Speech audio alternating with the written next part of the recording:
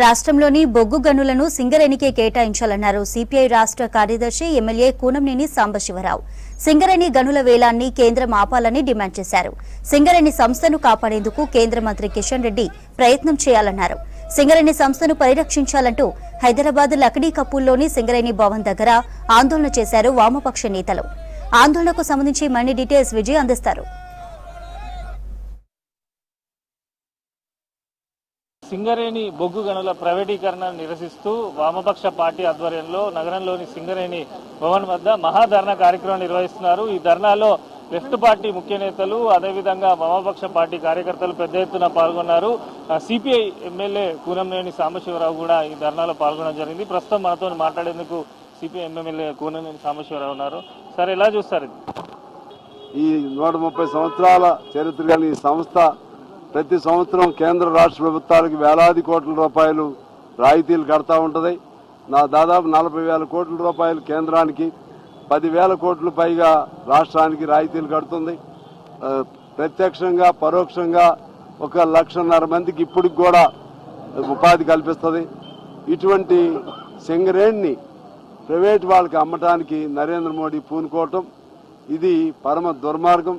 నరేంద్ర మోడీ అంటే పైకి పేరుకు ప్రధానమంత్రి, కానీ ఇవాళ పెద్ద పెద్ద కార్పొరేట్ దొంగలను కాపాడటానికి తయారైనటువంటి గజ దొంగల నాయకుడిలాగా ఈ దేశాన్ని అమ్మేస్తా ఉన్నాడు. ఇంతకుముందు బీఆర్ఎస్ వారు 2015లో మన మైన్స్ ని ప్రైవేటీకరణ చేసే చట్టం నరేంద్ర మోడీ తీసుకొస్తే, MMRDA పేరుతో తీసుకొస్తే దానికి ఆనాడు కేసీఆర్ గారి నాయకత్వంలోని బీఆర్ఎస్ ప్రభుత్వ పార్లమెంట్ సభ్యులు కూడా చేతులు ఎత్తడం జరిగింది.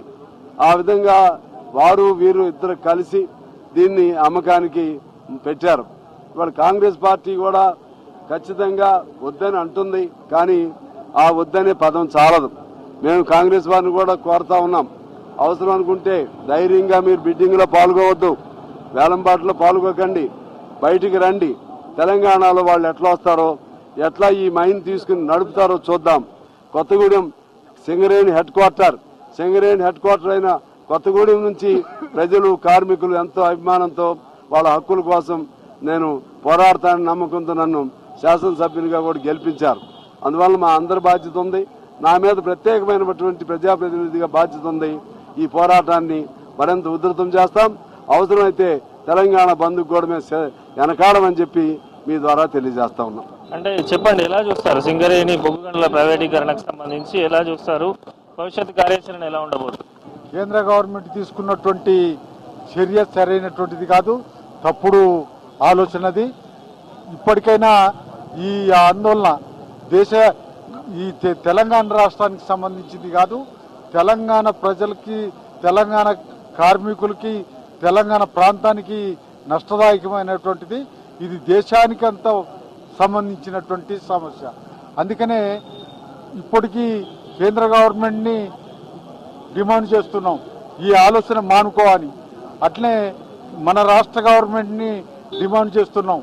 వాళ్ళు ఇష్టం వచ్చినట్టు చేస్తుంటే నువ్వు నిమ్మకు నీరు ఎత్తినట్టుగా వ్యవహరిస్తే కరెక్ట్ కాదు. ఇవాళ 1,16,972 మంది కార్మికులు ఉండేవాళ్ళు 90లో, ఇవాళ 39,000 మంది కార్మికులు అయ్యారు. దాన్ని 27,000 కుదించడానికి కూడా కుట్ర చేస్తున్నారు. ఏమయ్యారా కార్మికులు? బొగ్గు అప్పుడు 17 మిలియన్ టన్నులు ఉండేది, ఇవాళ 70 మిలియన్ టన్నుల బొగ్గు వస్తుంది.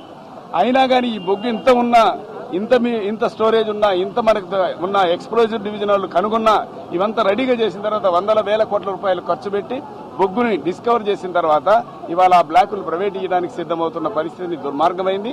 ఇప్పటికే 10% బొగ్గు, విదేశీ బొగ్గు వాడాలని పార్లమెంటు సాక్షిగా ఆర్డర్ వేశారు.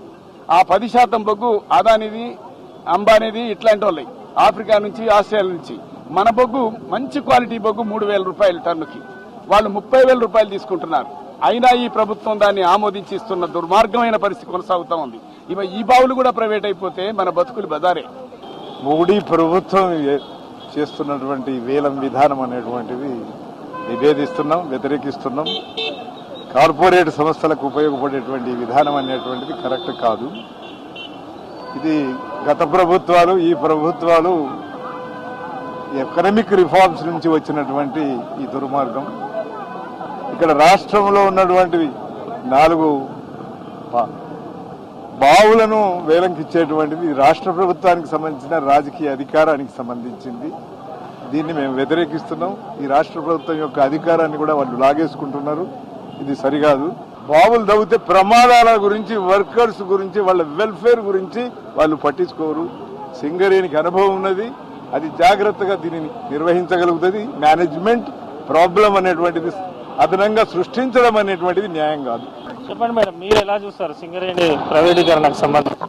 సింగరేణి తెలంగాణ కొంగు బంగారం సింగరేణి కన్నా బతుకునిచ్చింది, ఉపాధిని కల్పించింది మరొకట్లేదు. ఒకప్పుడు కేసీఆర్ కూడా అన్నాడు తెలంగాణ కొంగు బంగారం సింగరేణి, తెలంగాణ బతుకులు అంటే బొగ్గుబాయి, బొంబాయి, దుబాయ్ అని. మరి అటువంటి బతుకు తెరువైన సింగరేణిని ఇప్పటికే విధ్వంసం, ఇప్పటికే ప్రైవేటైజేషన్, ఇప్పటికే అవుట్ సోర్సింగ్, ఇది చాలాదన్నట్టుగా ఇప్పుడు బాయిలని ప్రైవేటీకరణ చేయడం, వేలం పాటలు పాడడం, ఇవి చాలా దారుణం. ఇంత పెద్ద పబ్లిక్ సెక్టార్ కొన్ని లక్షల కుటుంబాలకి ఆసరా, భరోసా ఇచ్చినటువంటి ఈ పబ్లిక్ సెక్టార్ని వేలం పాటలు ఆపడం ద్వారా రక్షించాలి. కాబట్టి ఈరోజు ఇంత కీలకమైన రంగాన్ని రక్షించుకోవడంలో కేంద్ర మంత్రి కిషన్ రెడ్డి, రాష్ట్ర ముఖ్యమంత్రి జోక్యం కావాలి, వేలం పాటలు ఆగాలి, సింగరేణిని రక్షించాలని కోరుతున్నాం. అది సింగరేణిని పరిరక్షించేందుకు పెద్ద ఎత్తున ఆందోళన చేస్తామని, భవిష్యత్తులో కూడా పెద్ద ఎత్తున పోరాటాలు చేస్తామని, అవసరమైతే తెలంగాణ బంద్ కూడా పిలుపునిస్తామని చెప్పి వామపక్ష పార్టీ నేతలు చెప్తున్నారు. ఇప్పటికైనా కేంద్ర ప్రభుత్వం సింగరేణి ప్రైవేటీకరణను మానుకోవాలని, లేని పక్షంలో రాష్ట్ర వ్యాప్తంగా పెద్ద ఎత్తున ఉద్యమాలు చేస్తామని చెప్పి వామపక్ష పార్టీ నేతలు చెప్తున్నారు. కెమెరా పర్సన్ సైదులతో విజయ్, V6 న్యూస్, హైదరాబాద్.